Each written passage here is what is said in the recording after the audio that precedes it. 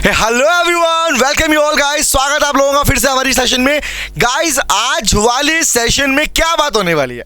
आज बेटा बात होने वाली है बिजनेस स्टडीज के बारे में। बच्चे कहते हैं स्कोर तो करना है, लेकिन दिक्कत आ रही है हमारे पास में कि सर एग्जाम में कितने मार्क्स के क्वेश्चन में कितना लिख के आए, ये कौन से पैटर्न को हम यूज करें, फॉलो करें, जिससे हमारा आंसर प्रॉपर लिखा जाए और मार्क्स भी पूरे आए।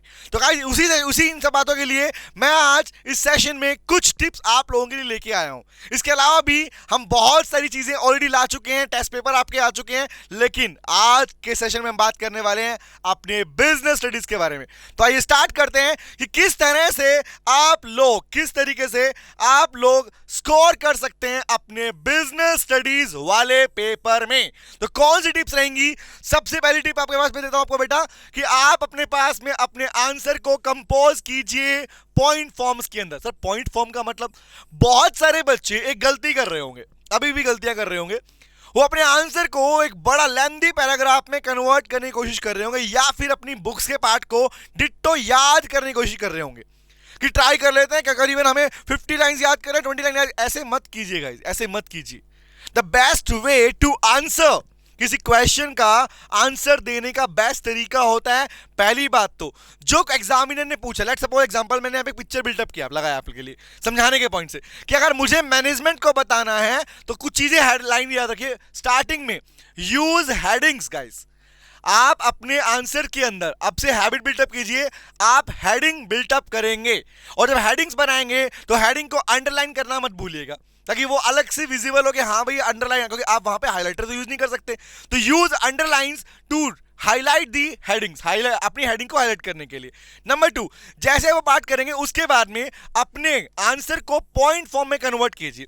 लेट्स सपोज अगर मान लीजिए मुझे मैनेजमेंट के कुछ पार्ट को डिफाइन करना होता, इंपॉर्टेंस लिख के दिखा रहा हूं, फीचर्स लिख रहा हूं, लिमिटेशन लिख रहा हूं, डिफरेंस का पार्ट दिखा रहा हूं, तो इन दैट केस वहां पर ज्यादा लंबी लाइनें मत ड्रॉ कीजिए, ना ही पैराग्राफ बिल्टअप कीजिए। सिंपली आप अपनी हेडिंग बिल्टअप कीजिए, हेडिंग बनाइए, और उसके बाद में अपने मार्क्स के अकॉर्डिंग, अगर 1 नंबर का, 2 नंबर का है, 3 नंबर का है, 4 नंबर का है, अपने मार्क्स के अकॉर्डिंग ही अपनी उसकी लेंथ को, आंसर की लेंथ को डिसाइड कीजिए।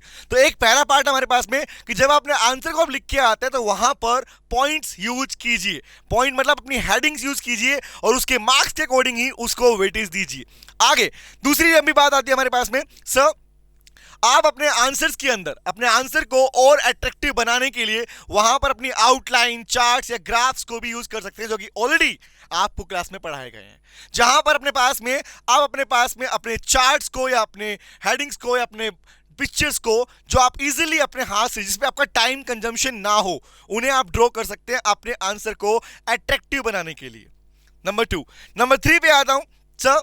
अब आता बात की नंबर 3 पे कि सर 1 नंबर में क्वेश्चन आए, ये बड़ा प्रश्न है गाइस, बहुत सारे बच्चों का क्वेश्चन है इस बारे में कि 1 नंबर में क्वेश्चन आया तो क्या करें, 3 नंबर में आया तो क्या, 4 नंबर में आया तो क्या। तो किस तरीके से हम कितना कितना पार्ट उसमें लिख के आए, सबसे बड़ा क्वेश्चन तो यही है गाइस। तो 1 नंबर के क्वेश्चन के अंदर या तो एक सिंगल वर्ड में खत्म कीजिए अपने आंसर को, या एक सेंटेंस में खत्म कीजिए, इससे ज्यादा उसकी लेंथ मत रखिएगा। सेम एज पैटर्न, अगर 3 नंबर में क्वेश्चन आया तो आप अपने पास मैक्सिमम 3 पॉइंटर्स से भी अपना आंसर लिख सकते हैं। हालांकि एक पैटर्न और भी होता है कि अगर मान लीजिए 3 नंबर का क्वेश्चन और मुझे अगर सिर्फ 2 पॉइंट आते हैं, लेट्स सपोज फर्स्ट सुनना, 3 मार्क्स का क्वेश्चन आ गया, तो नॉर्मली पैटर्न का डिस्कस किया कि भाई 3 पॉइंट लिख के आ जाओ। सेकंड पैटर्न ये भी होता है गाइस कि अगर अपने पास में हमें 2 पॉइंट ही याद है, हमें 3 पॉइंट याद ही नहीं आ रहे, तो इन दैट केस अपने फर्स्ट और सेकंड पॉइंट की लेंथ को इंक्रीज कर दीजिए। अब लेंथ इंक्रीज करने का पैटर्न ये नहीं कुछ भी लिख के आओगे, उससे कनेक्टेड पार्ट ही लिख के आएंगे, उसके अलावा नहीं छेड़ेंगे। तो इन दैट केस लेंथ बढ़ते ही आपका वो पार्ट डिवाइड हो गया 1.5 मार्क्स का, 1.5 फॉर सिंगल पॉइंट। रिमेंबर, तो या तो तीनों पॉइंट लिखिए मार्क्स के अकॉर्डिंग, या उसको डिवाइड भी कर, सेम एज लाइक अगर 4 नंबर में क्वेश्चन आया तो सेम वही 4 पॉइंटर यूज कीजिए। अगर पॉइंटर कम आपको याद आते हैं तो इन दैट केस अपने उस पार्ट को लेंथ और कुछ लाइंस को पैराग्राफ चेंज करके लिख सकते हैं। तो ये एक तरीका है। ऐसे अपने बड़े क्वेश्चंस के लिए भी आप यही पैटर्न फॉलो कर सकते हैं, लेकिन बड़ी बात, इसमें बच्चे अपना टाइम खराब ना करें। 1 मार्क के क्वेश्चन के लिए सिंगल पॉइंट या सिंगल सेंटेंस में अपना आंसर लिख के आइए, एक तरीका। आगे आते हैं, इसके बाद में हम बात करते हैं सर कि क्या हमारे पास में हम एग्जाम्पल डाल सकते हैं? Answer is yes. एग्जाम्पल तो बेटा एग्जाम में वो सहारा है जो हमारे आंसर को और जरा प्यारा बना देता है। एग्जाम्पल, मैंने हेडिंग, अब समझना क्या क्या किया आपने, मैंने हेडिंग्स बना ली, मैंने अपने पॉइंटर्स बना लिए, पॉइंटर के बाद मैंने अपने पास में अपने ग्राफ या चार्ट वगैरह बिल्डअप कर लिए। ये 3 चीजें डल चुकी हैं। फोर्थ क्या है? एग्जाम्पल्स।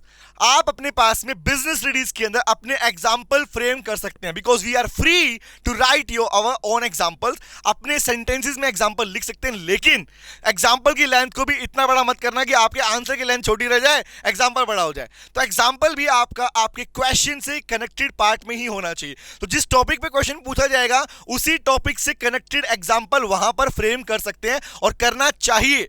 ये हैबिट तो बिल्टअप कर ही लो अपने साथ में कि जब भी पेपर में लिख के आऊंगा एग्जाम्पल तो मैं डालूंगा ही डालूंगा भाई साहब, ठीक है। ये 4 चीजें आपको अपने आंसर लिखने में हेल्प करती हैं।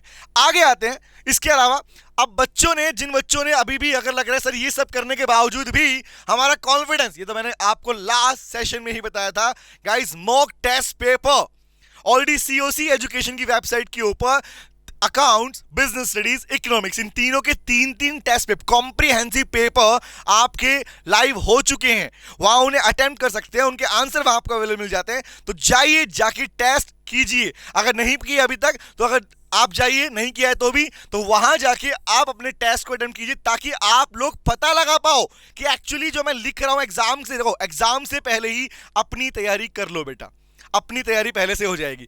तो बिना टेस्ट दिए आपको आपका कॉन्फिडेंस बूस्ट नहीं होगा। इवन लग रहा होगा सब कुछ आता है, फिर भी डाउट रहेगा। तो उसको पूरा करने के बेस्ट तरीका है अपने टेस्ट पेपर दीजिए। बहुत सारे बच्चों के मैं मैसेजेस भी देखे थे, वो लिख रहे थे, बाकायदा उन्होंने मेंशन किया, लिखा है कि सर जो हमारे जो टेस्ट पेपर्स होते रहे अपने पास में, इवन जब हम टेस्ट दे रहे हैं वो पास्ट पेपर में back to back questions repetition mode पे आते हैं वो क्वेश्चंस, और हमें एक बड़ा कॉन्फिडेंस फील आ रहा है कि हाँ एक्चुअली हमने उस आंसर को प्रॉपर्ली एग्जीक्यूट भी कर पाए।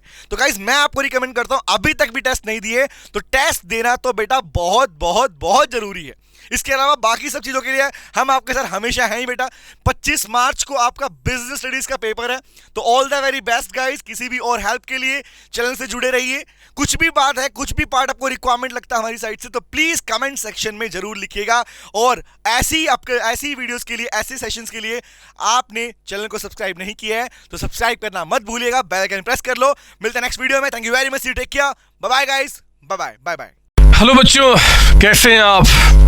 मैं CA संतोष कुमार। मैंने और मेरी टीम ने डिसाइड किया कि जो क्वालिटी एजुकेशन मैं और मेरी टीम एक पर्टिकुलर एरिया में प्रोवाइड कर रहे हैं उसको पूरे देश में क्यों न फैलाया जाए at the reasonable cost under the brand name of COC education private limited. मेरे बच्चों, इस सक्सेस को हमने पाया, कॉमर्स के स्टूडेंट्स किसी भी कोर्स के हो, वो पूरे ऑल ओवर इंडिया में बैठ के हमारे कोर्सेज से बेनिफिट ले रहे हैं या ले चुके हैं। हमें जो दूसरों से अलग करता है वो है हमारा डेली डाउट सेशन। हमारा जो एकेडमिक इंस्ट्रक्टर टीम है आपके कॉन्टिन्यूस आपके ग्रोथ पे वो नजर बनाए रखता है और आपको कॉन्टिन्यूस बेसिस पे मोटिवेट करना आपको स्टडी के लिए।